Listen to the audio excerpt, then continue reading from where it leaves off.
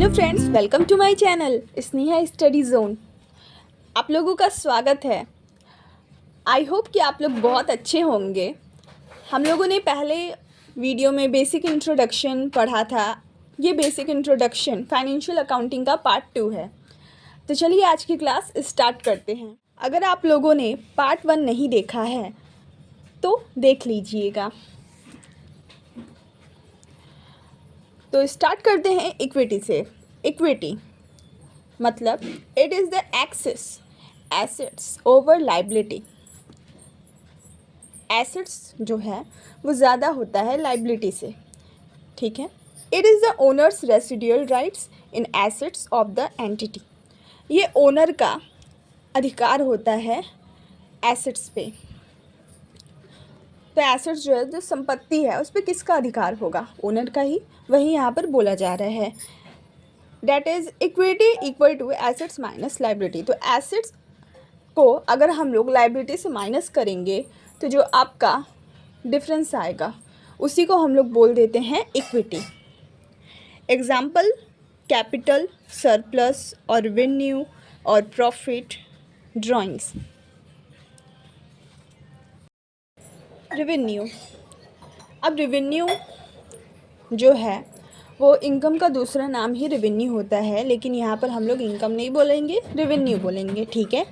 Revenue का मतलब क्या होता है? आपने कितना कमाया, ठीक है, उसी को हम लोग रेवेन्यू बोलते हैं। It is the amount charged by the entity. ये एंटिटी के द्वारा इसका अमाउंट चार्ज किया जाता है फॉर सेल ऑफ गुड्स। मान लीजिए हम लोग कोई गुड्स हैं उसको सेल कर रहे हैं, तो सेल करके हम लोगों को क्या मिलेगा? प्रॉफिट मिलेगा, ठीक है। तो उसी को हम लोग बोल देंगे रेवेन्यू। फॉर रेंडरिंग सर्विसेज, हम लोग सर्विसेज प्रोवाइड करते हैं तो इससे भी हम लोगों का इनकम होता है। जैसे कि एक डॉक्टर अगर किसी पेशेंट को ट्रीट कर रहा है तो वो क्या प्रोवाइड कर रहा है? सर्विसेज, ठीक है। अगर मान लीजिए ऑनलाइन शॉपिंग करते हैं तो डिलीवरी बॉय आके क्या करते हैं? डिलीवर करते हैं। तो वो लोग क्या प्रोवाइड कर रहे हैं? सर्विसेज, ठीक है। For allowing assets to others for use, अपना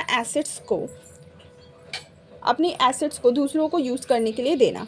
जैसे कि मान लीजिए एक बिल्डिंग है, ठीक है, बिल्डिंग आपकी संपत्ति, आपने एक बिल्डिंग बनवाया, वो आपकी क्या है? संपत्ति है।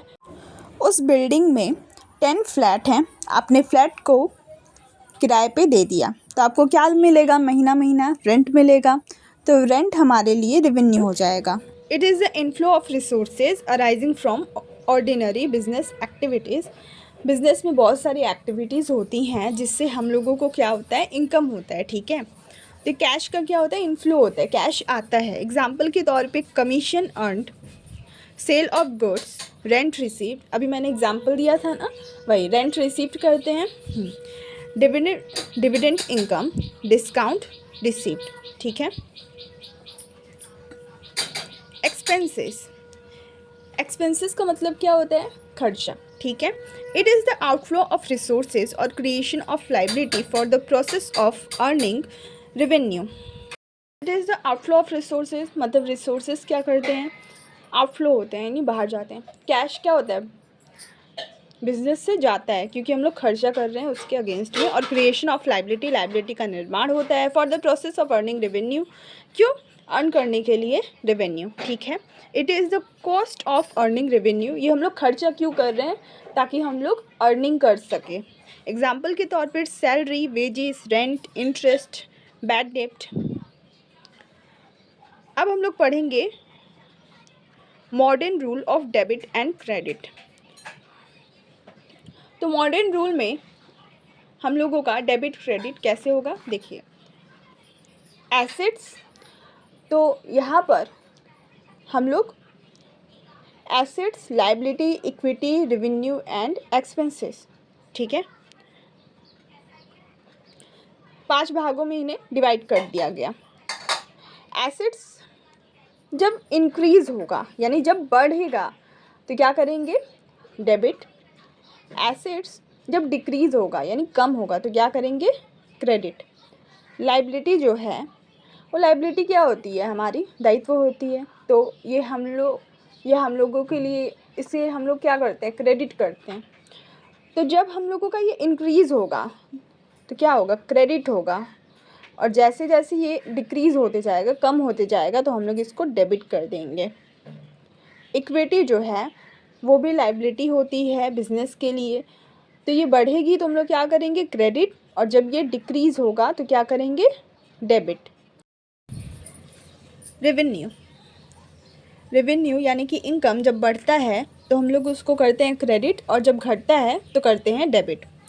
एक्सपेंसेस जब हम लोगों का बढ़ेगा तब करेंगे डेबिट, और जब हम लोगों का घटेगा तब करेंगे क्रेडिट। पार्ट 3 में हम लोग जर्नल एंट्री करेंगे। मैं ये आशा करती हूँ कि आप लोगों को वीडियो पसंद आई होगी। हमें कमेंट करके ज़रूर बताएं आप लोगों को वीडियो कैसी लगी। तब तक के लिए bye bye, keep learning, keep supporting, see you again in the next video.